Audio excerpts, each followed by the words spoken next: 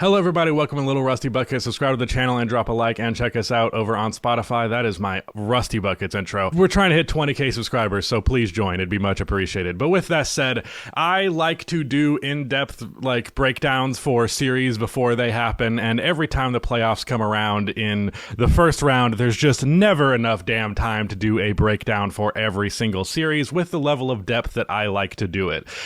Both of my breakdowns for the two that I have released have been controversial, and I'm sure that my Warriors versus Rockets breakdown that I will still be doing will be controversial. However, I do put a lot of research into that. I do like to look at lineup numbers. I like to go and watch a game, at least one game, often snippets from other games as well, just between the matchups, just to see how they do match up. And I ended up picking the Timberwolves to beat the Lakers. Or sorry, not the Timberwolves to beat the Lakers. I was very adamant the Lakers were not going to be beaten by the Timberwolves, and a lot of Timberwolves fans were mad at me about that.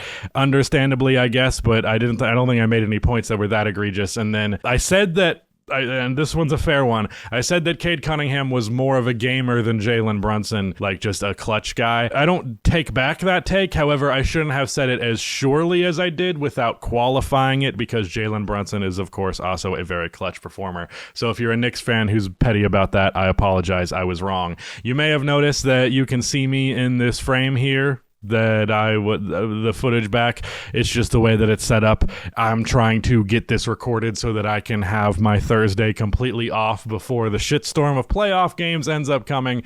So we're going to do a breakdown of the Pacers versus Bucks series in this one, and there's also going to be a later video today on this channel about the Clippers versus the Denver Nuggets. So with the Pacers, they are both of these teams in this matchup are kind of in a weird spot. The Indiana Pacers started this year pretty poorly. Pretty disappointing considering they made an Eastern Conference Finals run the year previous. Tyrese Halliburton especially stood out as just being like fucking awful, especially in away games, like a night and day difference between home and away games. But as the year has gone on, Tyrese and the Indiana Pacers along with him have gotten substantially better, and they look basically the same form that they were the year previous. The only real disappointment to me for the Indiana Pacers being Andrew Nembhard, who really broke out in the playoffs last year, and that momentum just really did not carry into the regular season. But with that in mind, this Pacers team is good, and the Milwaukee Bucks are kind of just in disaster mode, and they've been in disaster mode for a little bit.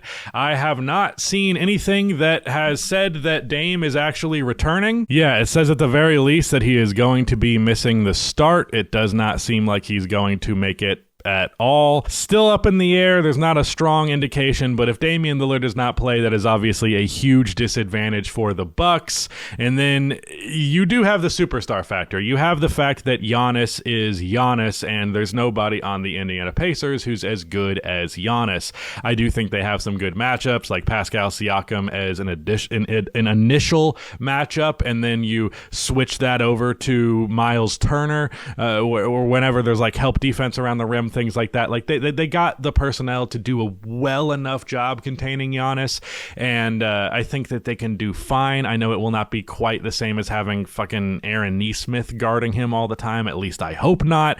But I do think that this will probably come down to, can Giannis as an individual be so good that it makes up for the fact that the Indiana Pacers are a team with a lot of good players and a system that works really well. Whereas the Bucks, especially without Damian Lillard, without Chris Middleton's shot making available anymore, it is on Giannis to set up everybody. That's why he had that 20 assist game at the end of the season, why he had like a 15 assist game right after it. It's because all the playmaking is entirely on Giannis now. And it's been a long time since that has been the case.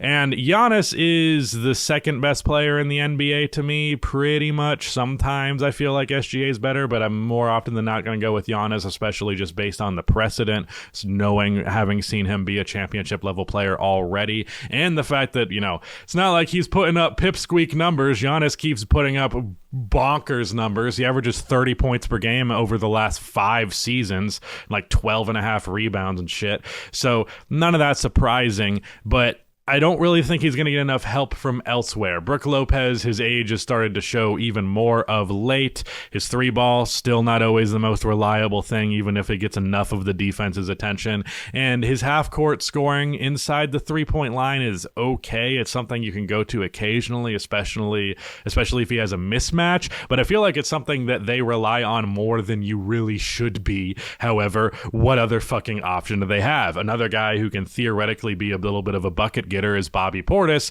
but I feel like the problem with Bobby Portis is he is, yes, a bucket getter, but in a type of situation that you just don't really want in the modern NBA, which is that he's like a face up, post up 4/small ball 5. He has a 3 ball, he has a mid-range shot, but like for the most part, he's kind of a black hole. The ball ends in his hands, and it usually ends up being a shot that's okay. So I think what this is going to come down to is Giannis is going to be Giannis, and he might average fucking 40 in this series. That is if he ends up finishing it, because he also gets hurt all the damn time in the playoffs lately. But he would have to average 40, he'd have to average double-digit assists probably, and a lot of his teammates would need to step up and start hitting shots. And the problem is, dude, it's really even hard to think of who that may be. Kevin Porter Jr., though he should not be in the NBA, is a decent scorer from the guard position, so you could maybe get a little bit out of that, even though I don't think he's a particularly good player. He has at least shot the 3 ball well this season. Kyle Kuzma is someone who can theoretically score, especially on some smaller guards in the post and things like that. He can create on the perimeter, like attack off of the catch here and there. But you're talking about some very seriously limited utility, and even in just like the catch and shoot sense, like let Giannis draw the defense, hit your threes, they aren't even particularly adept at that. You of course have AJ Green, who is a very good 3-point shooter, has the fucking Larry Bird jump shot in 2025. It's actually very fascinating. But beyond that, I mean, Pat Connaughton's kind of a shooter, but not really, like nothing special. Unless there's somebody that I'm blanking on right now that's obvious, which I do not think that I am, then yeah, it's Giannis and basically nobody else who can score the fucking ball. Let me check real quick just to be sure there isn't a Milwaukee Buck shooting the hell out of the ball that I'm completely blanking on right now. I mean, Taurean Prince has shot the ball the 3 ball this year. Jesus Christ. Also Gary Trent. You could get a Gary Trent game shooting the ball well. You could get some Kyle Kuzma in there. Theoretically, his 3-point percentage has improved. It was under 28% last I looked at it. So I guess he shot the 3 well to close the year. But I just don't think there's going to be enough help to make up for the fact that the Indiana Pacers are a full-fledged, well-rounded basketball team. Obviously, regular season-wise, the Milwaukee Bucks ended up being just slightly behind the Pacers, but I think in terms of their actual ability, especially in this context, the Pacers should be a substantially better basketball team. If we just look at it from a depth perspective purely, if we're just talking about pure buckets, they have 7 players who average double-digit points per game this year between Nembhard, Toppin, Nesmith, Miles Turner, Benedict Mathurin, Tyrese Halliburton, and Pascal Siakam. I'm actually curious how exactly Benedict Mathurin is going to fit into this whole thing, because he is kind of an outlier within this team. Doesn't really fit the identity that they have otherwise, whereas usually either play finishers or high-level playmakers. Like Pascal Siakam's an excellent playmaker, so is Tyrese Halliburton, so is Andrew Nembhard, so is TJ McConnell. But then basically everybody else is either like Toppin is a catch and shoot guy and a cutter. Aaron Nesmith, catch and shoot 3-point shooter. Miles Turner, catch and shoot guy, finish around the rim. And then you have your shot creators with Pascal and Tyrese and such. But like mostly play finishers and playmakers, where Benedict Mathurin is a scorer who's not much of a playmaker.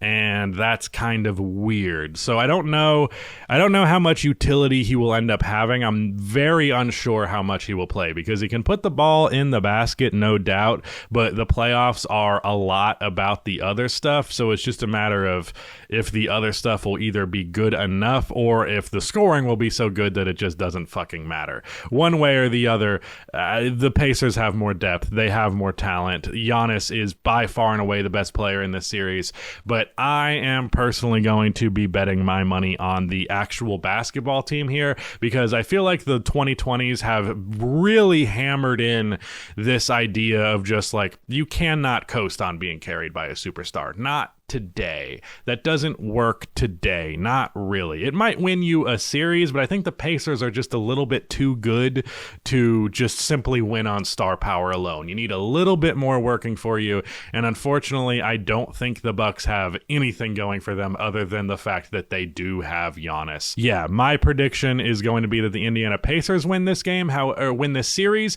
However, Giannis is such a fucking good scorer and such a fucking good player that I'm going to say it takes 6 games and maybe even 7, just because he will have a game or two where he is unbeatable regardless of everything else. But throughout a whole series, carrying throughout a team versus just not a real team is not going to happen. I'm very strongly in the camp of Indiana Pacers winning this series, but I would not be surprised if the Bucks made it interesting because Giannis is Giannis. Shout out to Nick for editing this video, and goodbye.